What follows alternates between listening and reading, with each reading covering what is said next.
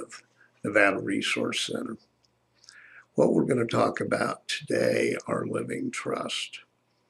First of all, there's three things that's certain in life. Number one, you got stuff. Number two, you're going to die. Number three, you want this stuff to go to somebody as easy as possible. If you think you can get out of number two, let me know. We'll make a fortune. However, the three ways you can pass things when you die are by law, by will, or by contract. A living trust is basically a contract with yourself. Now, if you don't do anything and you pass it by law, what happens is the court goes in and sets the beneficiary, and it goes in and sets the executor. The executor has to be a resident of the state where you live. Now, if you do it by will, you get to name the executor and the beneficiaries, but the same process still happens. It's called probate. When you go into probate, the first thing they do, if you got any money at all, if you got real estate, you're going into probate. If you got over $20,000 in cash, you're going into probate. Now, if you do that, if you have those two, then you turn around and have to go into probate. The first thing they do is take an inventory of everything you own. Then they put an article in the paper 3 times, 30 days apart to say, okay, so-and-so died. Did he owe you any money? Talk about crawling out of the woodwork. Then, after that process, you have to wait another 90 days to see if anybody's going to crawl out of the woodwork. Once that happens, then you have to wait a couple months to go to court, and they'll distribute the property if nobody has said that you owe them any money. Well, that's 8 months, and that's not even sure, because if somebody contests it, it can go to court and keep going forever. So, how do you get around that?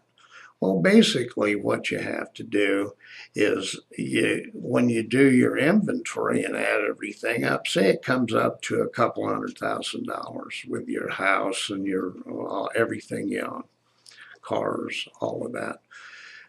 Generally, you're going to pay an attorney a minimum of 6%, more likely 10%, if nobody contests it.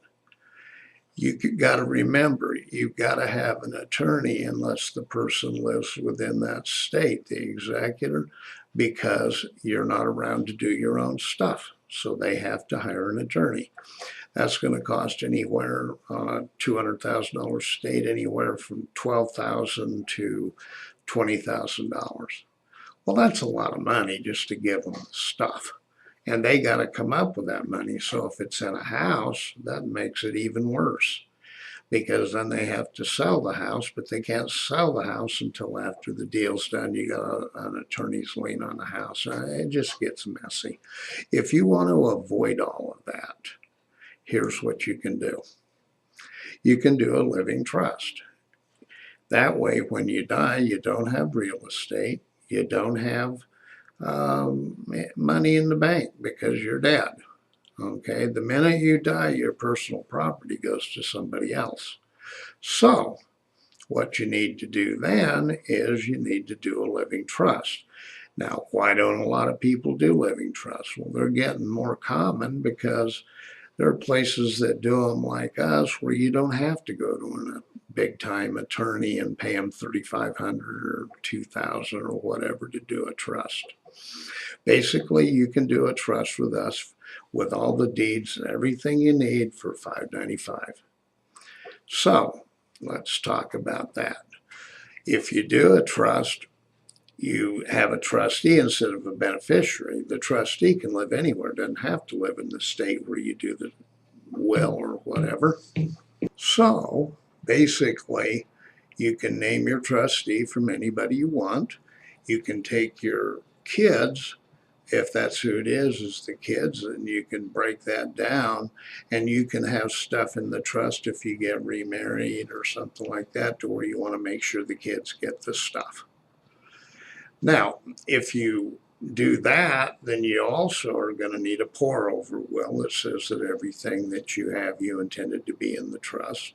You're going to need a power of attorney in case something happens, that you have a car wreck and you're in a coma. You're going to need a healthcare directive that says, hey, I don't want to be plugged in, just let me go when I go.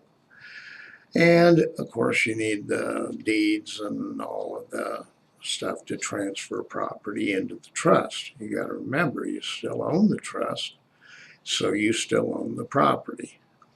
Then, of course, there's special instructions in the back for all of the trustees. Now, all a trustee does is make sure that the beneficiary gets the stuff. So, now that you know how a trust works, maybe you should give us a call or email us at vegas@discount21.com. That's vegas@discount21.com.